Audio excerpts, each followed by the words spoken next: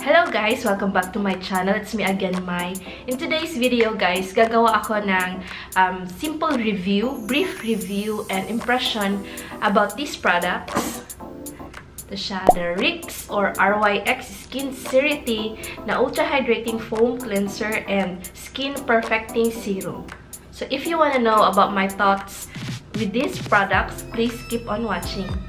I have been using these products for quite some time na. Mga 2 months na siguro guys. Kaya kung makikita nyo, halos paubos na. Oh, wala na.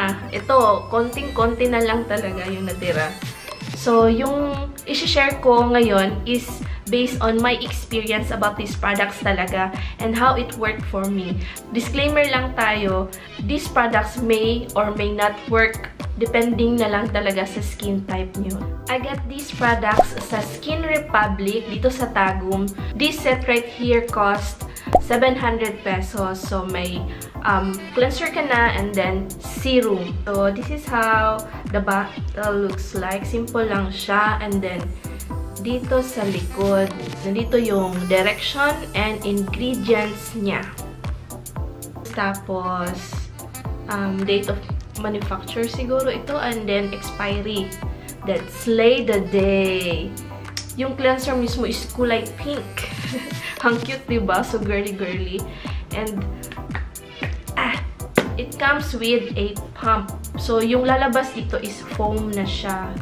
So usually ginagamit ko mga 2 to 3 pumps pag nagwa-wash ako ng face. Tapos yung amoy, mabango guys. Mabango siya. Ito naman, it comes with a glass. So, glass siya. Tapos, yan. It comes with a dropper. And same pa rin, may ingredients and then directions on how to use the product. Ang una kong ginagawa is, nagwawash ako ng face using this cleanser. So, yung direction niya is, you have to wet your face first with water. Then, pump 2 to 3 times para ma-dispense yung foam cleanser niya. Tapos, lagay mo sa palm of your hands, and then apply the cleanser to your face. Then you rinse thoroughly with water. So, for best result, you have to pair it with this serum, yung skin perfecting serum niya. The direction nito is, after nung pag-apply mo ng facial wash, apply the serum with your fingertips and patting it on, then smooth it out.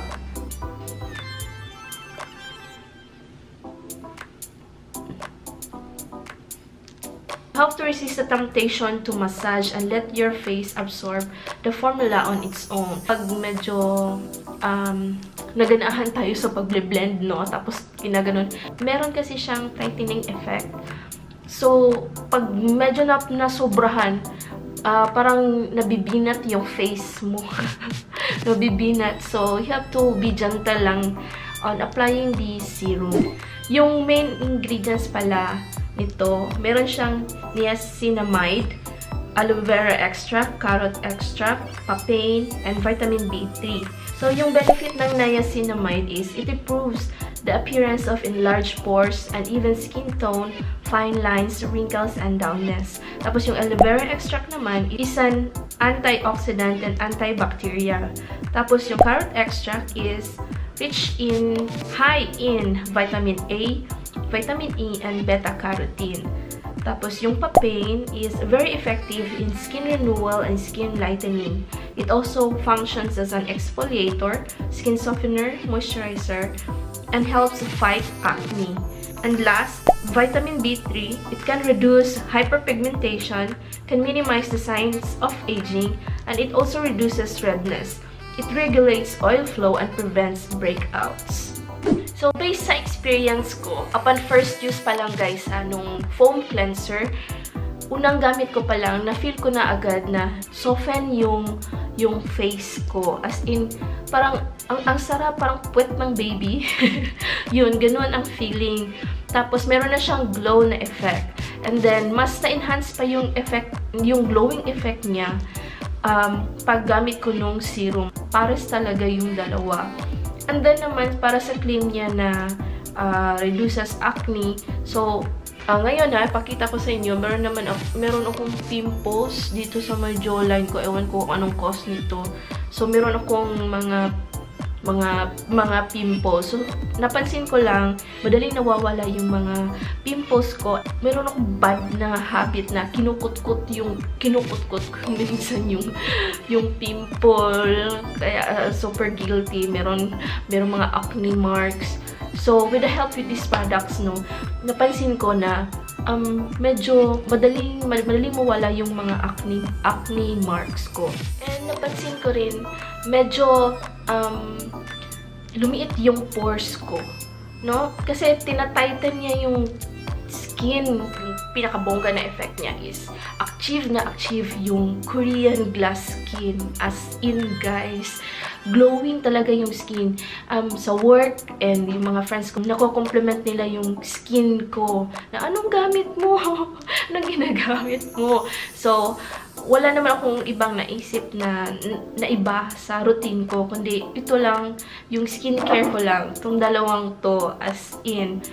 So, large contributor siya sa pag-a-achieve ko ng pag-glowy skin. Though, meron pa rin pimples, hindi talaga maiwasan yan.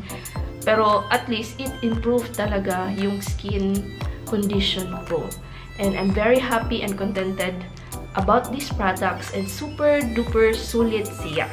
Since paubos na tong dalawang to, I consider myself to be repurchasing these products para ma-maintain natin yung healthy glowing skin, diba? Laban ng day! And so, that's it for this video, guys. If you like the video, please give it a thumbs up, ha? Thumbs up, thumbs up. And subscribe na rin kayo if you're not subscribed yet, para maging updated kayo or ma-notify kayo whenever I uploaded a new video. So, I hope I'll see you guys on my next one. Have a great day, everyone. Daghang salamat kayo. Bye-bye! Mwah!